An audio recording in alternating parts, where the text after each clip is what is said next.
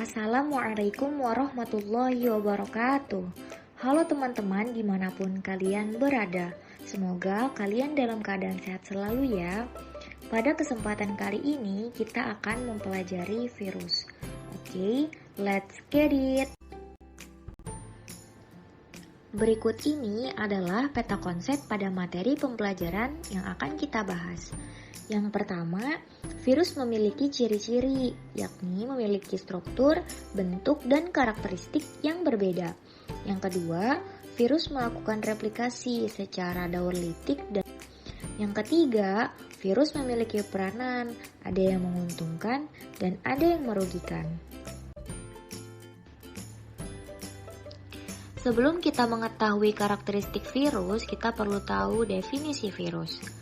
Virus berasal dari kata Latin yakni virion yang berarti racun. Virus didefinisikan sebagai agen yang menyebabkan infeksi penyakit.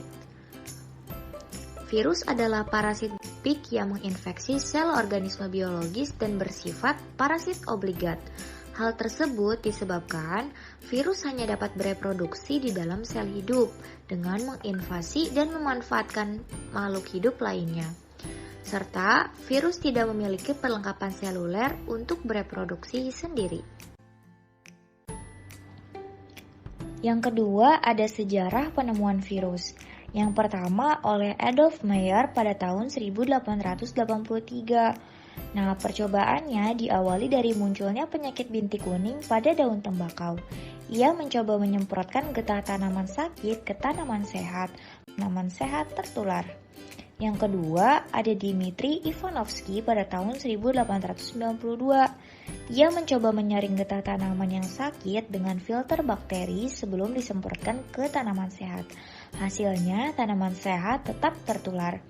Ia menyimpulkan bahwa ada kecil lagi dari bakteri yang lolos saringan yang menularkan penyakit. Yang ketiga, ada Martinus W.B. Nah, ia menemukan bahwa partikel itu dapat bereproduksi pada tanaman, tapi tidak pertumbuhan bakteri. Yang ketiga, atau yang terakhir, ada Wendell M. Stanley. Ia berhasil mengkristalkan partikel tersebut. Nah, partikel mikroskopis itu lalu dinamai TMV atau Tobacco Mosaic Virus. Selanjutnya, ada ciri umum virus. Virus merupakan partikel yang bersifat parasit obligat pada sel atau makhluk hidup. Virus bukan merupakan sel, kemudian berukuran sangat kecil. Nah, virus hanya memiliki salah satu macam asam nukleat, DNA. Di dalam sel inang, virus menunjukkan ciri makhluk hidup, sedangkan di luar sel menunjukkan ciri bukan makhluk hidup. Berikut ini merupakan struktur dari virus. Teman-teman bisa perhatikan pada gambar.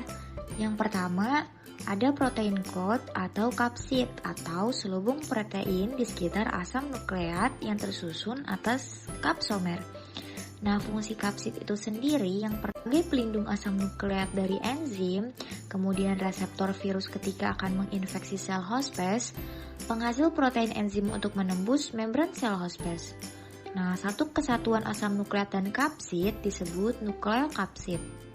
Kemudian ada yang namanya nukleik asid atau asam, yakni pembawa materi genetik virus yang digunakan untuk replikasi. Nah, virus hanya memiliki salah satu asam nukleat, DNA atau RNA, tidak keduanya. Kemudian ada selubung ekor, yakni pembungkus ekor yang terdiri dari 12 atau 24. Dan yang terakhir, ada papan dasar atau base plate, tempat jarum penusuk berupa perpanjangan serabut ekor yang digunakan saat absorpsi. Selanjutnya ada bentuk virus. Yang pertama ada helikal, contohnya Tobacco Mosaic Virus. Yang kedua ada polyhedral, contohnya ada adenovirus. Kemudian yang ketiga ada spherical, contohnya influenza virus. Dan yang terakhir ada bentuk virus kompleksnya bakteriofag. Klasifikasi virus. Nah, virus diklasifikasikan berdasarkan sel inang, materi genetik, dan morfologi. Yang pertama adalah sel inang atau habitat, atau biasa disebut juga dengan sel hospes. Yang pertama ada virus prokaryobakteri, contohnya bakteriofag. Yang kedua ada virus eukariotik, yakni protista dan fungi, contohnya mycovirus. Yang ketiga ada virus tumbuhan, contohnya TMV, kemudian CILV atau Citrus leprosis virus. Nah, yang keempat ada virus yang menyerang hewan, contohnya HIV, measles, influenza, rabies, dan lain sebagainya. Yang kedua, berdasarkan materi genetik, terbagi menjadi DNA atau RNA. Kemudian morfologi atau bentuknya, yakni bersampul, kemudian batang atau helix, polihedral, dan kompleks. Selanjutnya ada cara virus bermultiplikasi, yakni melalui siklus litik dan siklus lisogenik. Untuk siklus litik yang pertama ada absorpsi, yaitu tahap pelekatan virus pada reseptor sel inang. Yang kedua ada penetrasi, pemindahan materi genetik virus ke dalam membran sel inang dan sel di bawah kendali virus. Yang ketiga ada sintesis, yaitu pengiriman mRNA sebagai perintah sintesis protein untuk membentuk bagian tubuh virus baru. Yang keempat ada perakitan, yaitu penyusunan seluruh bagian tubuhnya tersintesis. Dan yang kelima adalah lisis atau pelepasan, yaitu virus-virus baru yang sudah matang, siap dilepas dan keluar meninggalkan sel dalam keadaan mati. Pada virus bersampul, lisis dilakukan secara eksositosis, yaitu endositosis. Yang kedua ada siklus lisogenik. Untuk siklus lisogenik yang pertama ada absorpsi, yaitu pelekatan virus pada reseptor sel inang. Yang kedua ada penetrasi, pindahan materi genetik virus ke dalam membran sel inang dan sel di bawah kendali virus. Yang ketiga ada penggabungan, yaitu DNA virus dan DNA sel terintegrasi membentuk profag. Nah, yang keempat ada pembelahan sel. Nah, seiring dengan pembelahan sel, materi genetik akan menetap dan terbawa. Setelah sel selesai membelah, sel hidup yang baru akan memiliki susunan materi genetik yang sama dengan profag. Sewaktu-waktu apabila pertahanan sel inang lemah dan kekurangan air, maka akan berlanjut ke siklus litik. Peranan virus, ada yang menguntungkan dan merugikan. Yang pertama, ada yang menguntungkan, yakni untuk interferon, kemudian pembuatan insulin, rekayasa genetik, vaksin, antibakteri, dan antitoksin. Kemudian, peranan dapat menyebabkan penyakit cacar, herpes, AIDS, hepatitis A, B, C, influenza, dan lain sebagainya.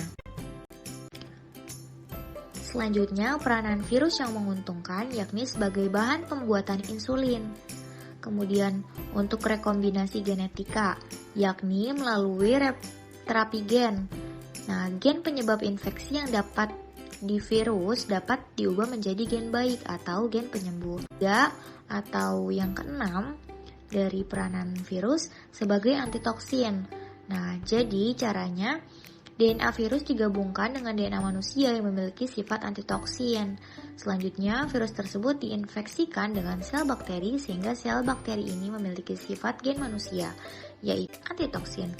Dengan demikian, bakteri yang semula tidak mempunyai sifat antitoksin, sekarang sudah memiliki sifat antitoksin. Selanjutnya, peranan virus yang menguntungkan yakni sebagai bahan pembuatan insulin. Kemudian, untuk rekombinasi genetika, yakni melalui terapi gen. Nah, gen penyebab infeksi yang dapat di virus dapat diubah menjadi gen baik atau gen penyembuh. Ya, atau yang keenam dari peranan virus sebagai antitoksin. Nah, jadi caranya DNA virus dengan DNA manusia yang memiliki sifat antitoksin. Selanjutnya, virus tersebut diinfeksikan dengan sel bakteri sehingga sel bakteri ini memiliki sifat gen manusia, yaitu memiliki sifat antitoksin. Dengan demikian, bakteri yang semula tidak mempunyai sifat antitoksin, sekarang sudah memiliki sifat antitoksin. Berikut ini adalah gambaran dari peranan virus yang merugikan. Yang pertama, ada influenza virus atau coronavirus menyebabkan penyakit batuk. Kemudian hepatitis virus, AIDS virus, Ebola. Selanjutnya, peranan virus yang merugikan, teman-teman dapat melihat gambar. Ada smallpox virus, kemudian poliovirus, gondrong virus, dan herpes virus.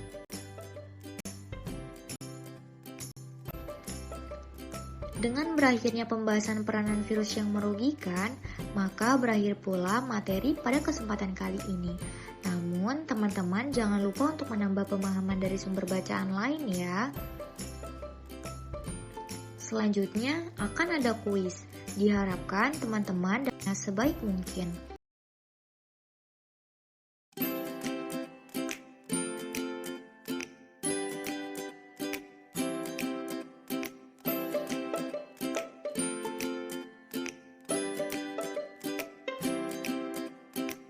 Selanjutnya kita akan menjawab soal evaluasi. Kalian sudah siap? Yuk kita mulai.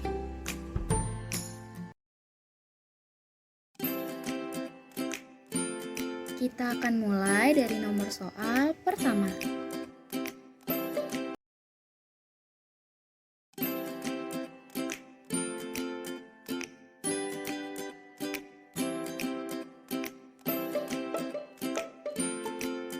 Soal nomor pertama, yang pertama kali diartikan sebagai racun, gen yang berpetualang, dan agen penyebab penyakit adalah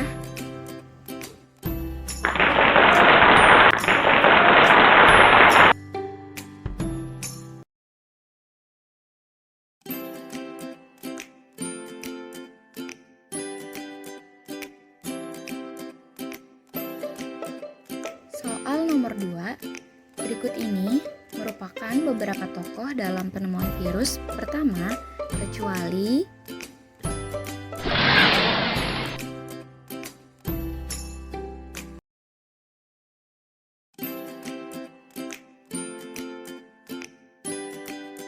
soal nomor 3, yang merupakan virus terkecil adalah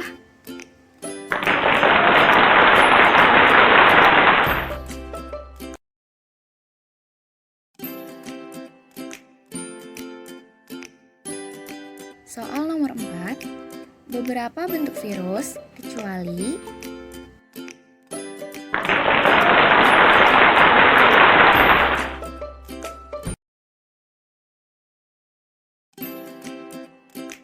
soal nomor 5, klasifikasi virus berdasarkan asam nukleat.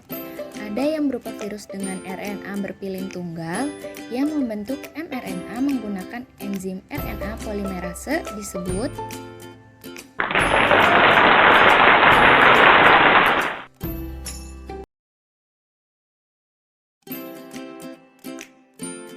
soal nomor 6, berdasarkan habitat atau cell house plus, virus yang hidup di hewan yaitu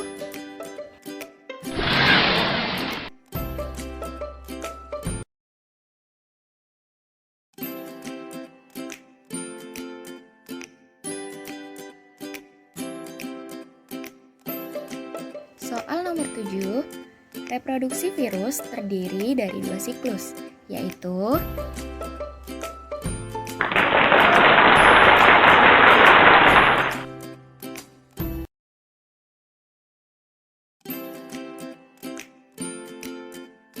soal nomor 8.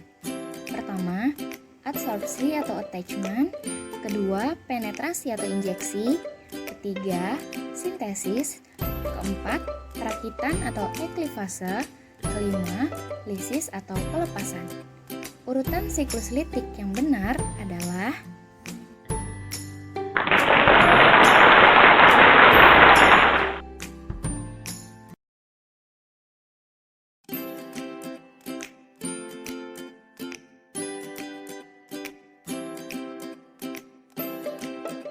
soal nomor 9. Perbedaan siklus litik dan lisogenik yang benar di bawah ini adalah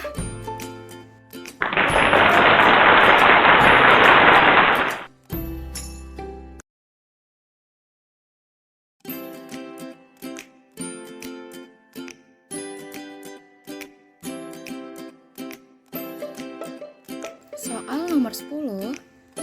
Virus yang dapat menyebabkan foot and mouth disease atau penyakit kutu dan mulut adalah